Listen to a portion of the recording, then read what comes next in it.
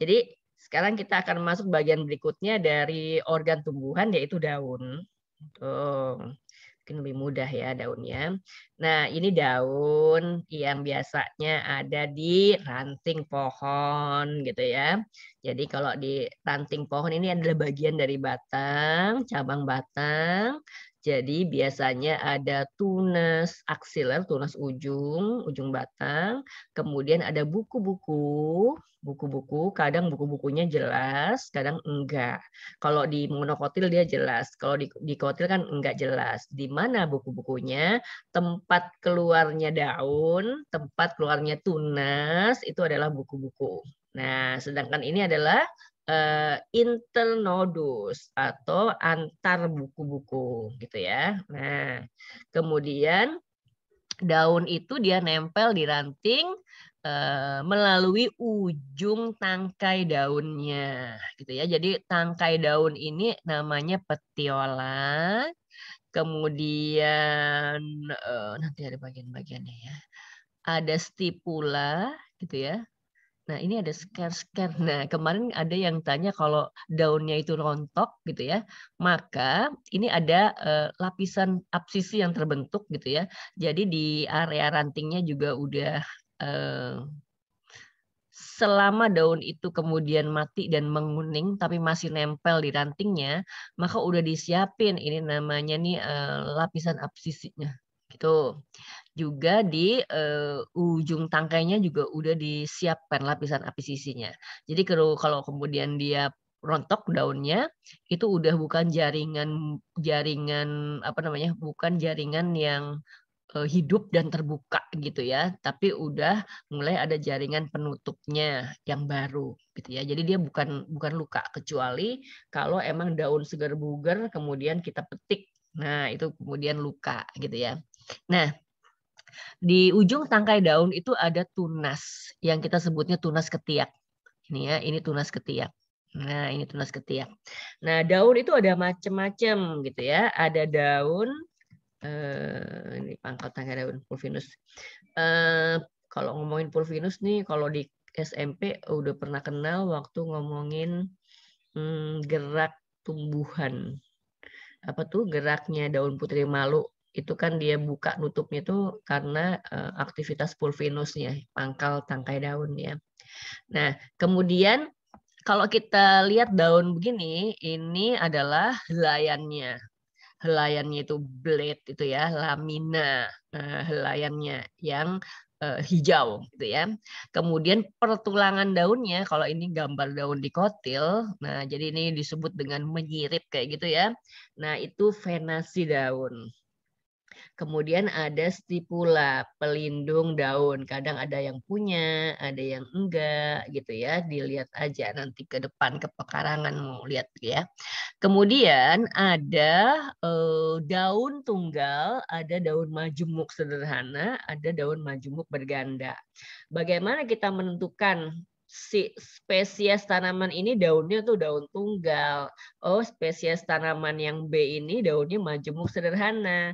Oh, spesies yang C ini daunnya majemuk bertingkat gitu ya, majemuk ganda gitu ya. Itu dari mana? Nah, kita bisa lihat itu tanaman daunnya tunggal atau majemuk, kita harus bisa lihat ada ininya, tunas ketiaknya. Kalau di pulvinusnya itu ada tunas ketiaknya kayak gini, nah ini namanya daun tunggal. Nah, jadi kalau daun tunggal, nah di pulvinusnya dekat-dekat pulvinusnya itu ada tunas ketiak, berarti dia daun tunggal. Nah, lihat daun begini, gitu ya. Di sini nggak ada tunas ketiak, di sini nggak ada tunas ketiak, ada tunas ketiaknya di sini. Nah itu benar, itu daun majemuk tuh, gitu ya. Jadi kuncinya ada di tunas ketiak. Tunas ketiaknya itu di mana, gitu ya. Kalau tunas ketiaknya ada di pangkal tangkai daun yang sendiri-sendiri ini, gitu ya. Misalnya di sini nih, ini ada tunas ketiak. Ya ini daun tunggal. Ini juga berarti daun tunggal, gitu ya. Tapi kalau lihat di sini tunas ketiaknya ada di sini. Nah, berarti ini daun majemuk. Sebenarnya daunnya ini segini semuanya satu daun. Semua ini. Jadi ini anak-anak daun nih. Itu, gitu ya. Nah, karena tunas ketiaknya ada di sini. Jadi ini tangkai daunnya utama gitu ya. Kemudian ini helaian daun nih yang kemudian karena evolusi dan lain-lain kemudian ternyata terpisah. Jadi 7 daun kalau di sini. Jadi ini 7 daunnya 7 anak daun. Nah, kalau yang ini lebih rumit lagi gitu ya.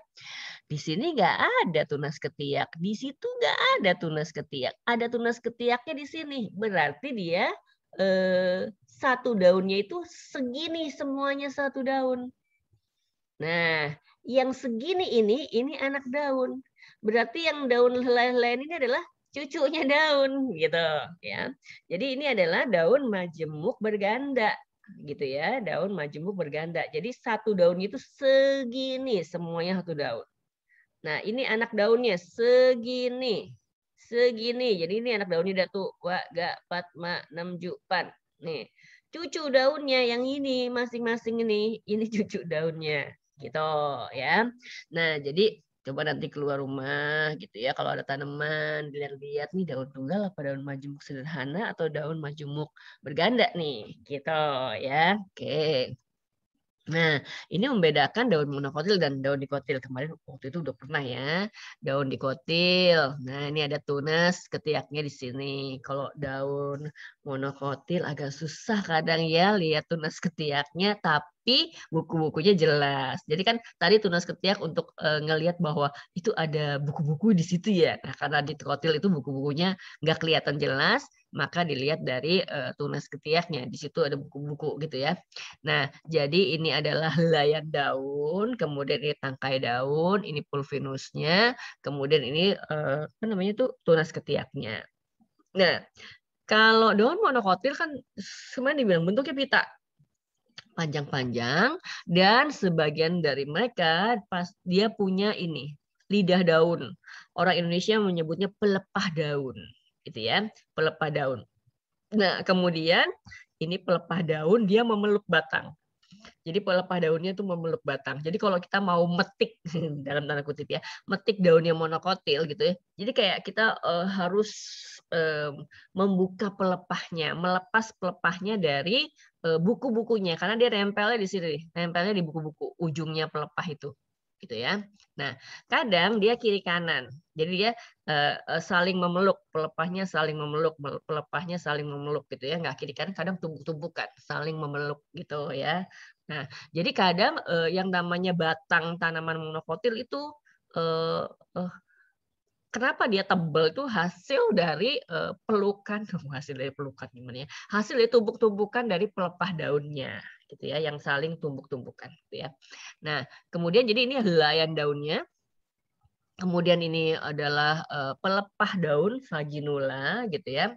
Nah, kemudian ini adalah bentuk tulang-tulang daunnya. Jadi kalau pada monokotil tulang-tulang daunnya sejajar gitu kan ya. Tapi kalau pada dikotil bentuk tulang-tulang daunnya macam-macam. Kadang menyirip gitu ya, kadang menjari gitu ya. Nah, jadi tulang-tulang daun ini sebenarnya adalah lanjutan dari tangkai daun. Tangkai daun ini lanjutan dari ranting, gitu kan ya. Jadi kalau di ranting ini kemudian nanti ada BPA-nya, maka tangkai daun juga ada BPA-nya. Kemudian helaian daun, BPA-nya di mana? Di tulang-tulang daun yang kalau dia tulangnya menyebar membentuk anyaman bercabang-cabang gitu ya, kayak anyaman apa namanya?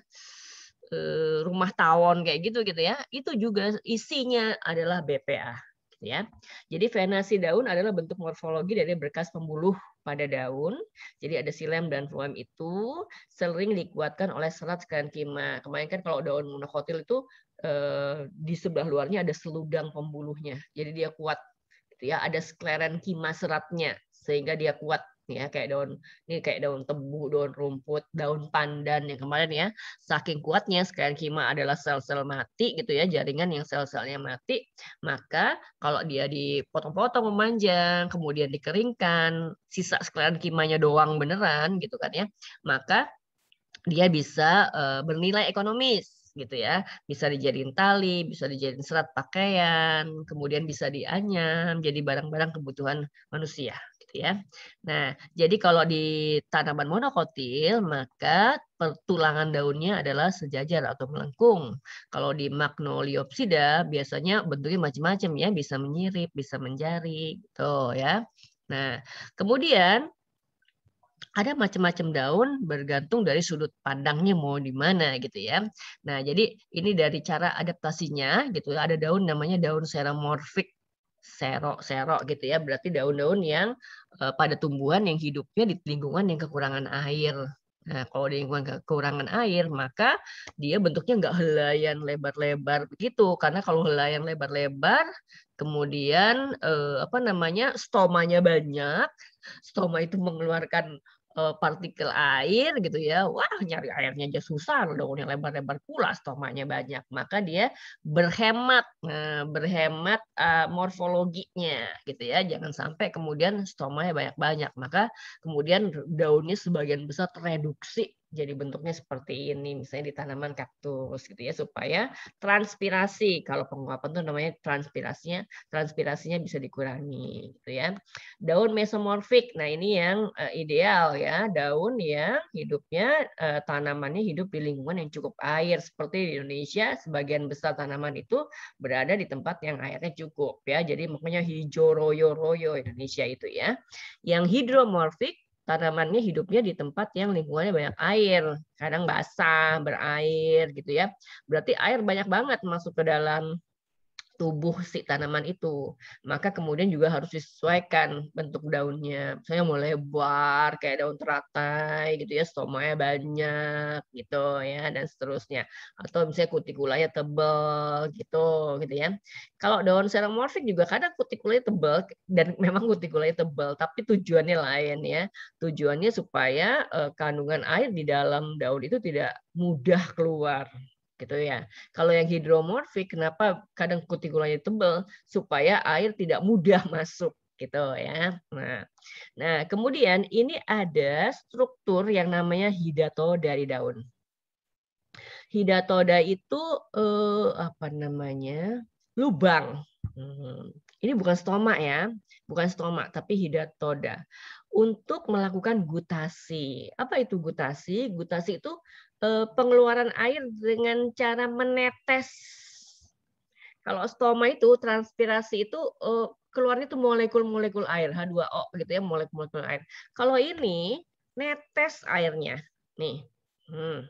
Ini bukan embun di pagi hari yang kemudian ngumpul dan kemudian netes ya, gitu ya, bukan. Tapi ini adalah proses yang namanya gutasi, gitu ya.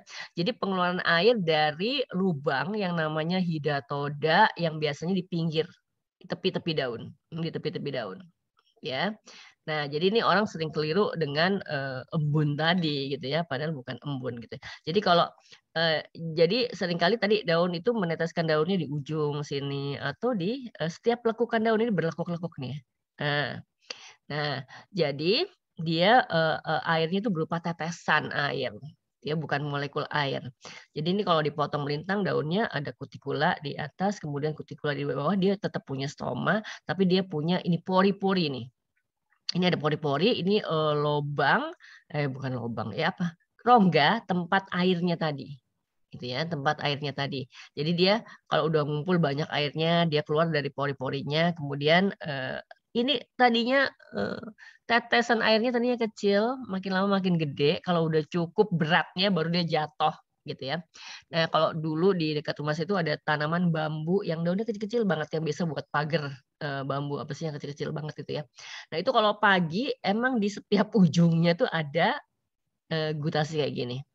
Nah, jadi kalau kita senggol baru airnya kemudian pada jatuh gitu ya. Dulu ya ketika Serpong ini emang masih adem, dulu saya tahun 1989 pindah ke Serpong, kemudian kalau tidur masih selimutan gitu ya karena dingin.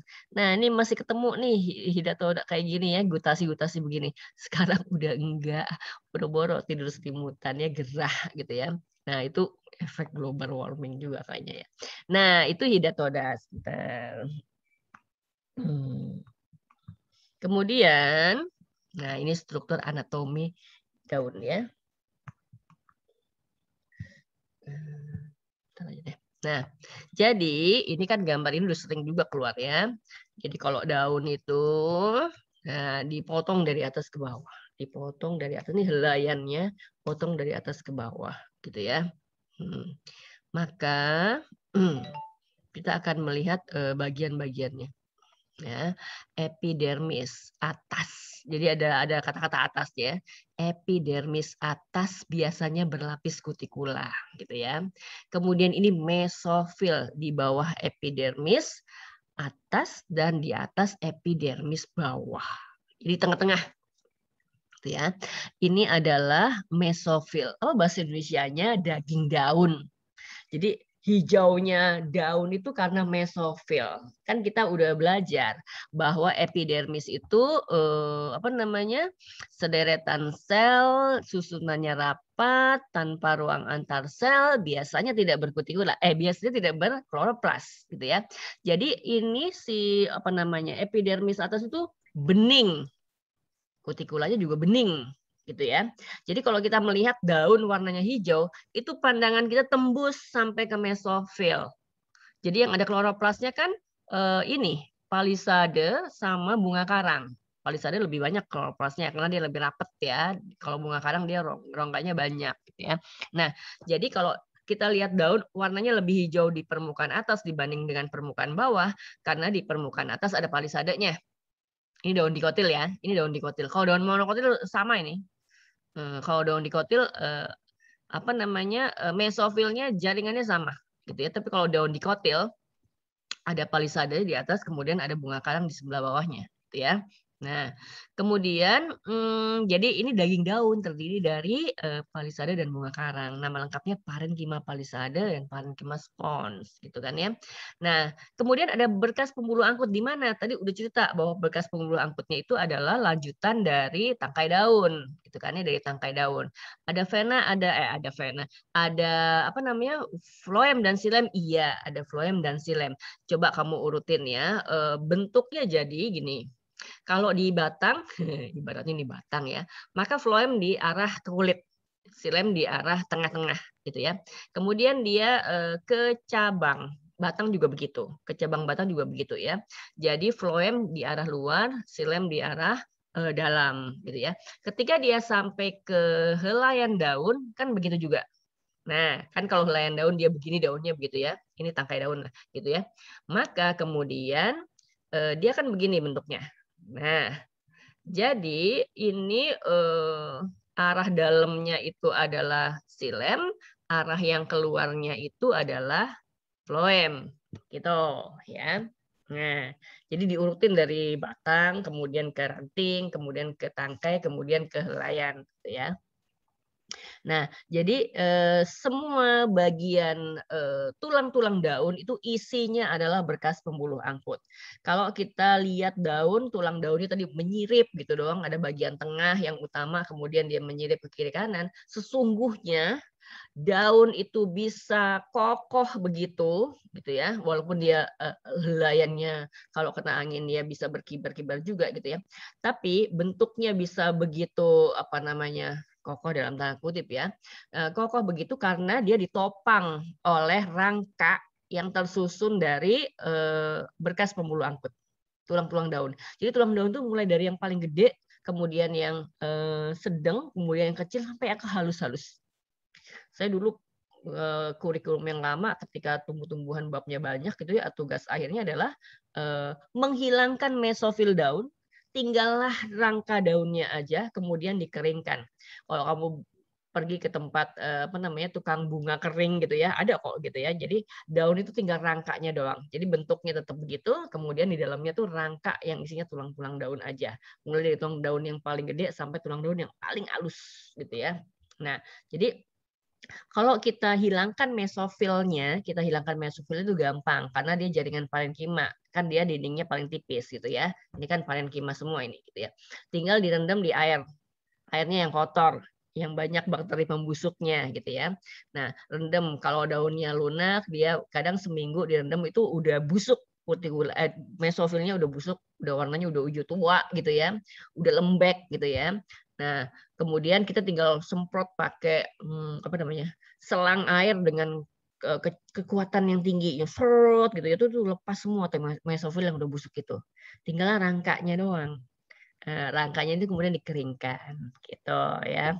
Jadi kalau bentuk daunnya bagus sampai ujungnya lancip gitu ya, kalau atau enggak dia menjari, itu tulang-tulang daunnya jadi bagus, eksotis gitu ya, artistik gitu ya. Nah, itu kumpulan dari tadi anyaman tulang-tulang daun gitu ya. Nah, jadi ini daun dikotil. Tadi kalau epidermis bawahnya dia punya stoma. Stoma itu kiri kanannya adalah sel penjaga yang ada kloroplasnya, gitu ya. Ini ada kloroplasnya karena dia sel penjaga. Walaupun sesungguhnya epidermis itu tidak berkloroplas ya. Ini adalah daun monokotil yang tadi jaringan mesofilnya itu tidak mengalami diferensiasi, jadi bentuknya seragam.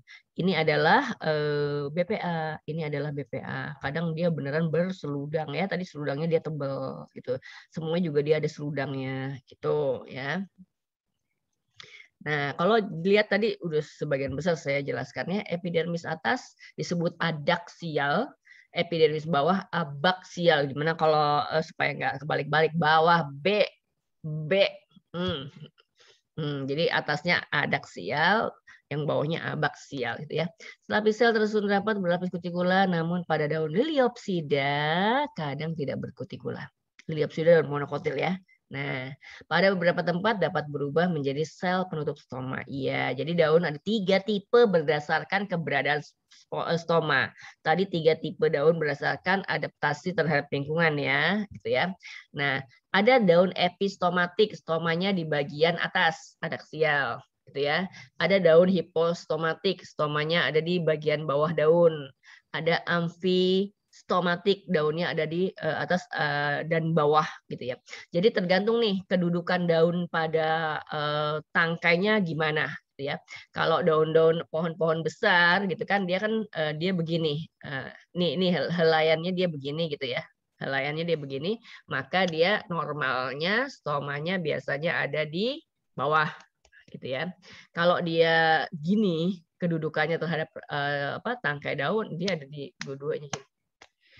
Kalau daun yang nempel di air kayak daun teratai, maka stomanya di atas gitu ya. Jadi mesti tahu nih contohnya tanaman apa, ini contohnya apa gitu ya. Epidermis daun dapat bermodifikasi untuk beradaptasi dengan lingkungannya. Misalnya, nah ini belum kenal nih, buliform. Buliform itu namanya itu bentuknya kayak kipas, gitu ya, kumpulan sel yang berjajar-jajar kayak kipas. Jadi orang sebutnya sel kipas. Sel kipas. Bentar ya. Nah, digunakan untuk menggulung daun. Nah, jadi biasanya daun-daun kayak apa namanya, tebu, jagung, gitu ya. Itu kalau siang hari dia menggulung daunnya, nggak ada kipasnya. Cari kipas dulu. Nah, kayak gini. Nah, ini orang sebutnya sel kipas. Ini sel kipas. Itu nggak ada kutikulanya. Jadi kalau ada transpirasi siang hari panas banget, dia tuh mengkerut. Karena dia mengkerut, bentuk kipas itu kayak nutup gini.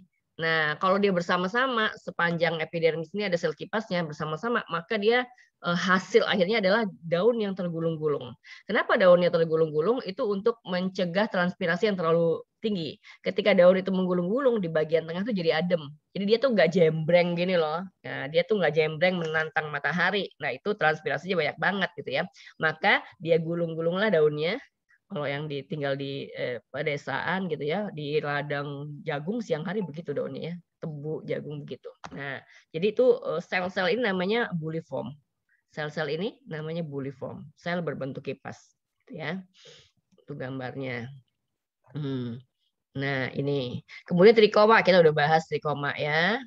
Yang kayak rambut atau bulu-bulu halus kayak bulu deruk gitu ya. Nah, ini jaringan mesofil yang tadi saya cerita, dia adalah daging daun, dia adalah parenkima gitu ya. Nah, ada daun yang mesofilnya tidak berdiferensiasi. Tadi saya bilang liliopsida monokotil ya. Dia nggak berdiferensiasi menjadi palisade dan bunga karang. Itu bentuknya sama gitu ya. Nah, ada daun yang bifasial, dorsiventral. Nah, ini kalau daun-daun dikotil yang ada palisade dan bunga karangnya. Jadi mesofil itu terdiri dari ini, sering banget udah disebutkan gitu ya. Nah, kemudian ini daun monokotil nih ya. Jadi dia nggak berdiferensiasi nih. mesofilnya. Nah, kemudian ada seludang pembuluhnya dia tebal. Seludang pembuluhnya dia tebal. Seludang pembuluhnya ya bundle seatnya dia tebal. Nah, gitu ya. Kemudian kadang dia berbuliform. Coba lihat aja tuh. Ada buliformnya, kemudian ada trikomanya juga gitu ya. Ini buliform yang lebih gede dibanding yang ini. Gitu ya. Nih lihat nih anyaman tulang daunnya pada dikotil. Ini kalau pada monokotil sejajar atau melengkung, ini udah kayak sarang tawon gitu ya. Ini daun dikotil yang ada palisade dan bunga karangnya, daun monokotil yang seragam. Tuh, ini kalau bejendol di tengah ini bagian yang ini nih. Nah, ini kan potongan melintangnya jadi bejendol begini. Nah, ini kalau merah-merah itu spermkima, jadi dia serat kayu gitu ya. Nah, ini kayak gini seludang pembuluhnya juga tebal-tebal. Nah, makanya dia bisa dikeringkan kemudian dijalin. Stomatanya berbentuk halter, nanti dicari aja. Ini terakhir ya, berkas pembuluh angkut terletak dalam mesofil dalam satu deretan. Iya kan dia berjejer-jejer ya. Gede-gede selnya, dindingnya tebal, lanjutan BPA tangkai daun, sudah ceritain tadi. Membentuk suatu sistem percabangan jalan yang kompleks pada mesofil, iya tadi ya. Tipe BPA pada daun sama dengan pada batang, tapi susunan floem dan silemnya terbalik, ya. Tadi yang saya suruh urutin gitu ya, dari tangkai daun sampai ke daunnya. Jalur BPA lebih besar menyebabkan ya kalau BPA-nya tulang daunnya gede-gede, dia bisa nonjol di bagian bawah daun gitu ya. Itu disebut dengan vena-vena daun. Tapi ada vena daun yang paling gede banget yang paling tengah tadi namanya costa. Ini tulang daun utama gitu ya. Nah, kemudian kolenkima atau scalecima sering ditemukan di costa. Jadi keras ya. Tulang daun yang utama itu pasti keras di bawah epidermis. Nah, banyak tumbuhan yang berkas pengangkutnya daunnya ya di berkas pembuluh angkut daunnya dikelilingi oleh serabut serenkima. Maka tadi yang monokotil tadi dia kuat banget seratnya dan bisa dijalin, bisa bernilai ekonomis untuk berbagai macam